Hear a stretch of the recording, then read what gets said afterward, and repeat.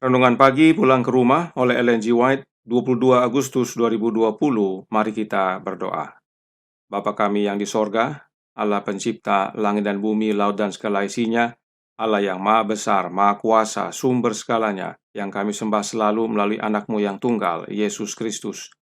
Terpujilah Yesus, anak Allah yang maha tinggi, yang adalah penebus, penghibur, penolong, pengantara kami.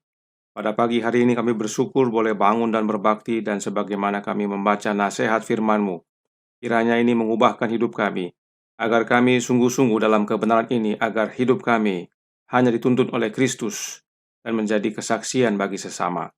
Beserta kami sepanjang perbaktian ini kehendak-Mu yang jadi. Ampun kami akan dosa dan salah, karena kami berdoa hanya melalui anak Allah yang tunggal, Yesus Kristus, yang adalah Tuhan dan Juru Selamat kami. Amin. Renungan hari ini akan dibacakan oleh Opung Dinar Malau. Silakan, Opung Dinar. Selamat pagi, selamat sahabat. Sebagai judul renungan pagi kita pada hari ini di tanggal 22 Agustus, jemaat bukanlah opini seseorang. Jika ada seorang menyangka bahwa ia mempunyai sesuatu pengetahuan, maka ia belum juga mencapai pengetahuan sebagaimana yang harus dicapainya. 1 Korintus 8 ayat 2. Penebus dunia telah menginvestasikan kekuatan besar dengan jemaatnya. Dia menyatakan aturan yang akan diterapkan dalam kasus persidangan dengan anggotanya. Setelah dia memberikan arahan yang jelas mengenai jalan yang harus diikuti, dia berkata, "Aku berkata kepadamu, sesungguhnya apa yang kamu ikat di dunia ini akan terikat di sorga, dan apa yang kamu lepaskan di dunia ini akan terlepas di sorga." Matius 18 ayat 18. Jadi bahkan otoritas surgawi pun mengesahkan disiplin jemaat sehubungan dengan para anggotanya ketika peraturan Alkitab telah diikuti. Firman Allah tidak memberikan izin bagi individu untuk mengatur penilaian mereka yang bertentangan dengan penilaian jemaat. Mereka juga tidak izinkan untuk mendesak pendapat mereka terhadap pendapat jemaat. Jika tidak ada disiplin jemaat dan pemerintah, jemaat itu akan terpecah belah. Itu tidak bisa bertahan bersama sebagai tubuh. Ada orang-orang yang memiliki pikiran independen yang mengklaim bahwa mereka benar, bahwa Allah secara khusus mengajar, memberi kesan, dan pemimpin mereka. Mereka masing-masing memiliki teori sendiri, pandangan yang khas untuk diri mereka sendiri, dan mereka masing-masing mengklaim bahwa pandangan mereka sesuai dengan firman Allah. Masing-masing memiliki teori dan iman yang berbeda, namun masing-masing mengklaim tentang khusus dari Allah. Hal ini menarik diri dari tubuh, dan masing-masing adalah jemaat yang terpisah secara individu. Semua ini tidak benar, tetapi mereka semua mengklaim dipimpin oleh Allah. Kata inspirasi bukan ya dan tidak, tetapi ya dan amin dalam Kristus Yesus. Juru selamat kita mengikuti pengajarannya dengan sebuah janji bahwa jika 2 atau 3 orang bersatu meminta sesuatu dari Allah, itu akan diberikan kepada mereka. Kristus di sini menunjukkan bahwa harus ada persatuan dengan orang lain, bahkan dalam keinginan kita untuk objek tertentu. Sangat penting melekat pada doa bersatu, persatuan tujuan. Tuhan mendengar doa-doa dari individu-individu. Tetapi pada kesempatan ini, Yesus memberikan pelajaran-pelajaran istimewa dan penting yang memiliki pengaruh khusus terhadap jemaatnya yang baru di dunia. Harus ada kesepakatan dalam hal-hal yang mereka inginkan dan untuk hal-hal yang mereka doakan. Bukan hanya pemikiran dan latihan dari pikiran seseorang, cenderung kepada penipuan, tetapi permohonan itu adalah hasrat yang sungguh-sungguh dari beberapa pikiran yang berpusat pada titik yang sama. Testimonies for the Church, jilid 3, halaman 428 dan 429. Terima kasih atas penata layanan Opung Dinar. Tuhan Yesus memberkati. Saudaraku dalam Tuhan, kita perlu tahu kapan tulisan dalam renungan hari ini diterbitkan dan kenapa, agar kita jangan salah memahami. Renungan hari ini dikutip dari buku Testimonies for the Church, Jilid 3. Berikut info detail tentang buku tersebut yang kita dapat lihat dalam website Ellen G. White Writings. Buku ini diterbitkan pada tahun 1872. Nah, Jerry Moon, sejarawan gereja Advent, menyatakan dalam bukunya The Adventist Trinity Debate, bagian pertama, tentang Historical Overview, menjelaskan adanya 5 tahap perubahan dari non-trinitas menjadi trinitas di dalam gereja Advent. Perhatikan, Jerry Moon selaku sejarawan resmi gereja Advent yang sekarang ini menyatakan bahwa pada tahun 1846 sampai 1888 adalah periode di mana gereja Advent adalah non-trinitas. Nah, buku Testimonies for the Church Jilid 3 diterbitkan pada tahun 1872.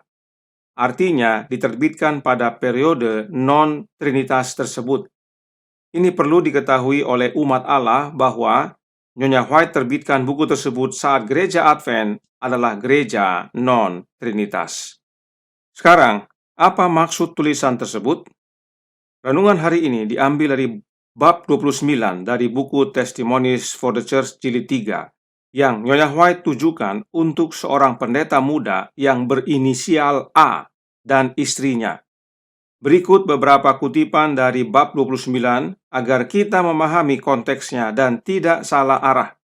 Oleh karena waktu, hanya kutipan-kutipan singkat dan silahkan baca keseluruhan bab 29 di dalam website Ellen G. White Writings. Yang pertama kita lihat dari halaman 304, paragraf pertama yang berkata, Anda memiliki beberapa kesalahan dalam karakter Anda yang sangat penting untuk Anda perbaiki. Ada problem karakter pada pendeta muda A tersebut. Nah, apakah itu? Kita lanjutkan. Dari buku yang sama, halaman 305, paragraf 2, Nyonya White menjelaskan. Kebenaran Allah telah diterima dan dikasihi oleh Anda dan telah berbuat banyak untuk Anda, tetapi kebenaran itu tidak melakukan semua transformasi yang diperlukan untuk kesempurnaan karakter Kristen. Ketika Anda pertama kali mulai bekerja di ladang Allah, Anda merasa lebih rendah hati dan bersedia untuk diberi masukan dan dinasehati. Tetapi, ketika Anda mulai sukses dalam satu tingkatan, kepercayaan diri Anda meningkat dan Anda menjadi kurang rendah hati dan menjadi lebih mandiri. Kebenaran yang pendeta A tersebut terima dan bahkan kasihi tidaklah mengubahkan karakternya. Kemudian Nyonya White memberikan contoh. Masih dalam buku yang sama, Testimonies for the Church volume 3, halaman 305, paragraf 3, yang menyatakan, sewaktu Anda melihat pekerjaan saudara dan saudari White, Anda berpikir bahwa Anda dapat melihat di mana Anda dapat melakukan lebih baik daripada mereka. Pendeta muda A ini merasa bisa lebih baik dari pelayanan saudara James dan saudari Ellen White. Perhatikan Nyonya White menjelaskan tentang hal ini masih dalam buku yang sama, halaman 306, paragraf 1, yang berbunyi, Anda menjadi berprasangka dalam perasaan Anda terhadap kerja mereka. Mereka di sini adalah James dan Ellen White. Anda menyaksikan dan mendengarkan dan mengumpulkan semua yang Anda bisa dan banyak menduga. Karena Allah telah memberi Anda ukuran keberhasilan, Anda mulai menempatkan pengalaman dan pekerjaan singkat Anda pada tingkat yang sama dengan pekerjaan saudara White. Anda menyanjung diri sendiri bahwa jika Anda menggantikannya, Anda dapat melakukan jauh lebih baik daripada dia. Anda mulai tumbuh besar di mata Anda sendiri. Dari cuplikan singkat ini mulai terlihat mengapa Nyonya White menyatakan penjelasan yang dikutip dalam renungan hari ini. Dan ini nasihat untuk kita semua yang melayani dalam jemaat. Nasihat ini bukan untuk melihat pribadi orang lain, tetapi untuk lihat diri sendiri. Sebab pada satu titik dan masa, perasaan yang serupa pernah masing-masing kita miliki. Dan yang sedihnya, istri dari pendeta A ini juga serupa. Jadi, suami istri mempunyai tantangan. Silahkan baca nasihat Nyonya White tersebut secara lengkap. Dalam perikop selanjutnya, Nyonya White bahkan menyatakan pendeta A itu cemburu terhadap saudara dan saudari White. Nyonya White juga melihat bahwa pendeta muda A itu mendengarkan percakapan pria dan wanita dan bahwa dia terlalu senang mengumpulkan pandangan dan kesan mereka yang merugikan pekerjaan saudara James dan saudari Ellen White. Mereka mencari-cari salah saudara James dan saudari Ellen White seperti yang dilakukan orang Israel kepada Musa. Pendeta A tersebut senang dan kumpulkan semua info-info yang salah itu. Ini perlu diketahui agar orang jangan salah paham tentang renungan hari ini. Sebab dalam hal ini, Nyonya White tidak berbicara tentang doktrin. Jika kita tidak baca latar belakang dan tahun diterbitkannya buku Testimonies for the Church jilid 3 ini, maka orang akan cenderung menghubungkan renungan hari ini dengan masalah doktrin. Namun tidak, ini bukan soal doktrin, ini soal karakter. Dan kalaupun soal doktrin, tentunya bukan tentang non-trinitas. Karena saat itu gereja Advent jelas dinyatakan adalah gereja yang non-trinitas. Karakter seperti pendeta A ini yang akan memecah belah jemaat. Ingat, tema bulan Agustus adalah kesatuan jemaat.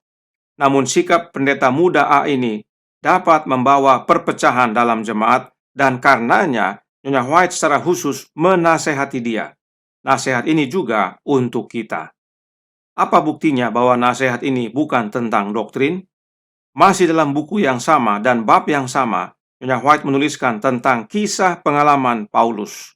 Berikut kita cuplik dari halaman 429 paragraf 2 yang berkata, dalam pertobatan Paulus yang luar biasa, kita melihat kuasa ajaib dari Allah. Kecerahan di atas kemuliaan matahari tengah hari bersinar di sekelilingnya.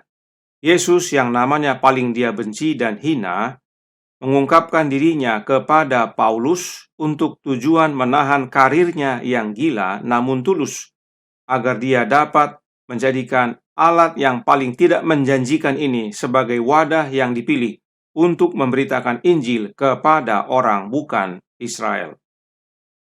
Paulus yang tadinya seorang yang menganiaya umat Allah, bertobat seutuhnya menjadi alat Yesus dalam mengabarkan Injil kepada orang non-Yahudi.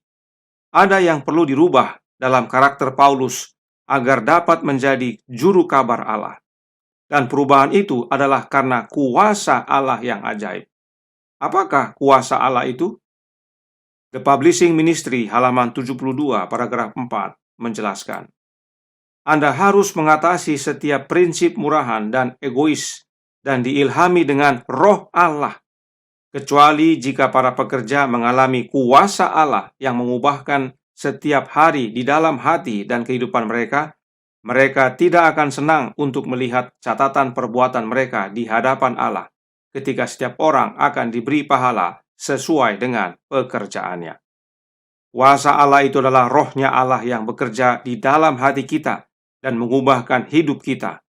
Itu sebabnya renungan hari ini menyatakan dalam Pulang ke Rumah halaman 251 paragraf pertama yang berbunyi, penebus dunia telah menginvestasikan kekuatan besar dengan jemaatnya. Perhatikan dalam bahasa Inggris disebutkan, the world's Redeemer has invested great power with his church. Dalam tulisan aslinya, Nyonya White menyatakan great power atau kuasa besar. Power lebih kepada kuasa dan bukan kekuatan. Sebab Yesus menjanjikan kuasa atau power bagi murid-muridnya. Apakah kuasa yang Yesus janjikan dan berikan itu?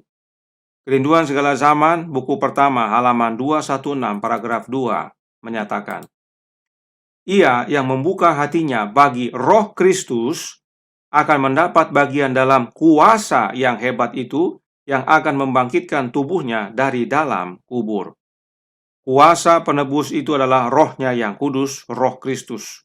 Kuasa inilah yang dijanjikan Yesus kepada murid-muridnya sebelum Yesus kembali ke surga. Setelah Yesus kembali ke surga, maka Roh itu dicurahkan, yaitu Roh Kristus. Melalui kehadiran Roh Kristus, kita menerima kehadiran Roh Allah. Inilah yang Yesus katakan dalam Yohanes 17 ayat 21 yang berbunyi, supaya mereka semua menjadi satu, sama seperti Engkau, ya Bapa, di dalam Aku, dan Aku di dalam Engkau, agar mereka juga di dalam kita, supaya dunia percaya bahwa Engkaulah yang telah mengutus Aku. Perhatikan baik-baik ya, bahwa persatuan itu ada di dalam Bapa dan Anak. Kuasa Allah, yaitu Roh-Nya Bapa, dapat kita terima melalui kehadiran Roh-Nya Anak Allah. Sebab sebagaimana pelajaran kemarin, hanya satu jalan kepada Bapa, dan itu adalah Anaknya, Yesus Kristus. Yesuslah kepala jemaat. Dialah yang menyatukan jemaat, sebab dialah pokok anggur yang benar. Demikian juga dengan aturan. Aturan Yesuslah yang berlaku, dan Roh-Nya lah, Roh Kristuslah yang mengubahkan hidup dan karakter umat. Inilah yang mempersatukan. Inilah yang penting diterima oleh umat dan bukan opini manusia. Tuhan memberkati. Saya bawa dalam nama Yesus. Amin. Mari kita berdoa. Bapa kami yang di sorga, Allah pencipta langit dan bumi, laut dan segala isinya, satu-satunya Allah yang benar yang kami sembah selalu melalui anak-Mu yang tunggal, Yesus Kristus. Terima kasih atas nasihat yang begitu baik bagi kami sebagai umat yang banyak melayani dalam jemaat, agar kami terhindar dari pengalaman pendeta A, sebagaimana nasihat White dalam buku Testimonies for the Church jilid 3. Namun biarlah kami menerima Roh Kristus, agar hidup kami diubahkan. Karakter kami bukan memecah, tetapi mempersatukan, karena Yesuslah sumber persatuan. Kami serahkan hidup kami sepanjang hari ini, kehendak-Mu yang jadi. Ampun kami akan dosa dan salah, karena kami berdoa hanya melalui anak Allah yang tunggal, Yesus Kristus, yang adalah Tuhan dan Juru Selamat kami. Amin.